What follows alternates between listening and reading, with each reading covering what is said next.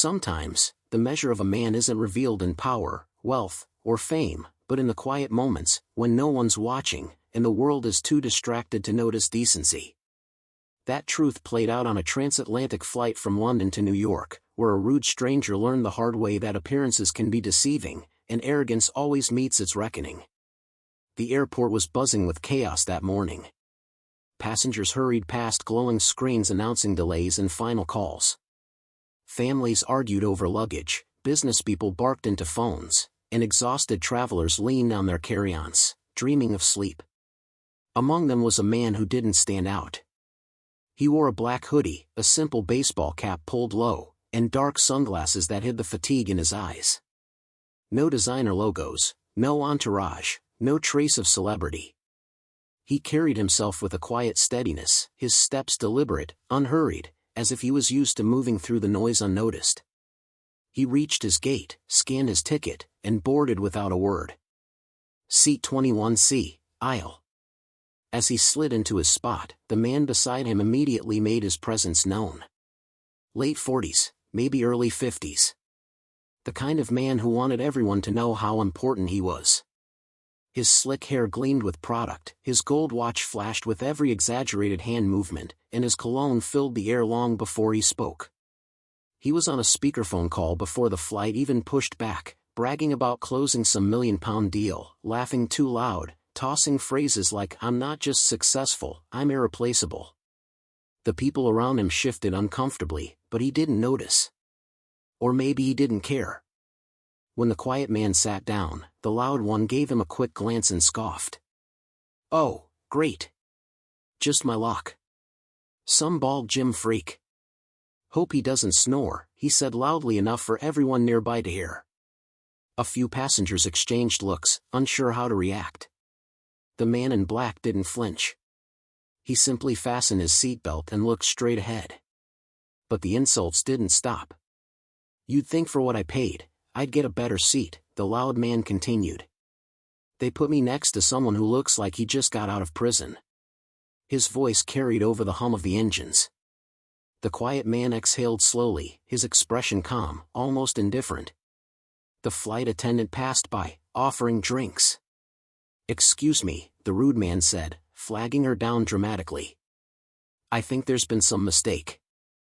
I paid for comfort, not whatever this is." He gestured toward his seatmate. "He smells like a gym bag full of protein powder." A few nearby passengers stifled chuckles. Some looked away out of discomfort, while others stared, curious how the quiet man would respond. But he didn't. Not a word, not even a shift in posture. He just adjusted the strap on his hoodie, placed his hands in his lap, and stared out the window as the plane began to move. The engines roared, the wheels lifted, and London began to shrink below. For the first half hour, the loud man stayed true to form, complaining about legroom, the temperature, the coffee, even the turbulence. When the plane jolted unexpectedly, he cursed under his breath. "What, did they let the intern fly today?" he said, half laughing, half panicking. That's when a faint sound broke through his noise, a child crying a few rows back. A little boy, no older than 6, sat clutching a small toy car missing a wheel. His mother tried to comfort him, whispering reassurances, but his sobs grew louder. The plane shook again, and the boy cried harder, terrified. The rude man rolled his eyes. "Oh, great. Kids too. Perfect." Then, something shifted. The man in the black hoodie unbuckled his seatbelt. Without a word, he opened the overhead bin, pulled down his carry-on, and knelt beside the crying boy.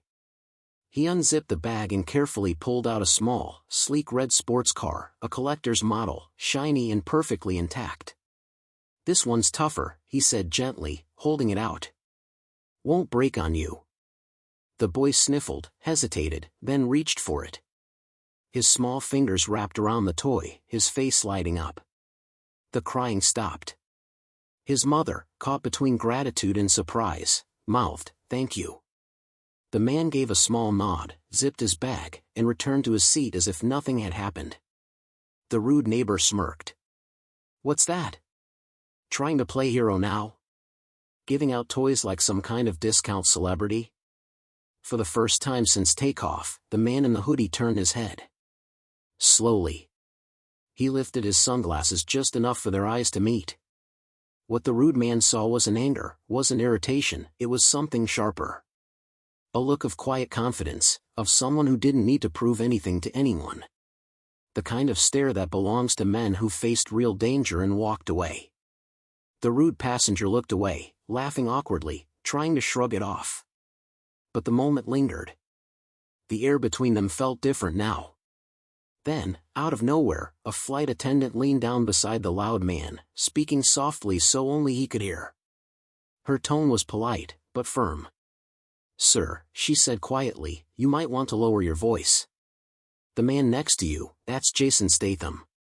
The rude man froze. "You're joking," he whispered. The attendant gave a small, knowing smile. "No, sir. Former diver, martial artist, stuntman, and one of the toughest men in the film industry. Maybe be a bit more respectful, yeah?" It was as if all the air had been sucked out of him. The color drained from his face. His once confident posture collapsed. He swallowed hard and sat perfectly still, eyes forward, lips sealed. Not another word came out of him for the rest of the flight.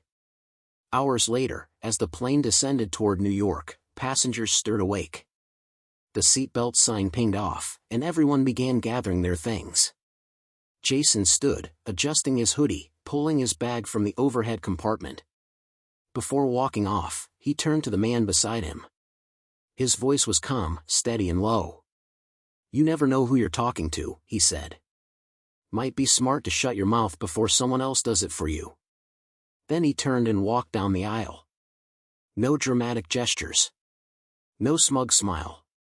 Just quiet strength. As he disappeared into the crowd at JFK, the rude man sat there motionless, staring at the floor, realizing how small he had looked beside a man who didn't need to raise his voice to command respect. For the rest of his life, he'd remember that flight, not because of turbulence, not because of business calls, but because of the lesson that came from a stranger who taught him, without trying, what real power looks like.